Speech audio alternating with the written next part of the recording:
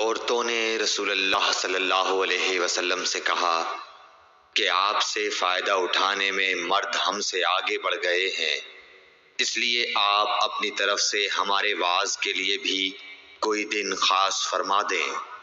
تو آپ صلی اللہ علیہ وسلم نے ان سے ایک دن کا وعدہ فرما لیا۔ اس دن عورتوں سے آپ نے ملاقات کی اور انہیں واعظ فرمایا اور مناسب احکام سنائے۔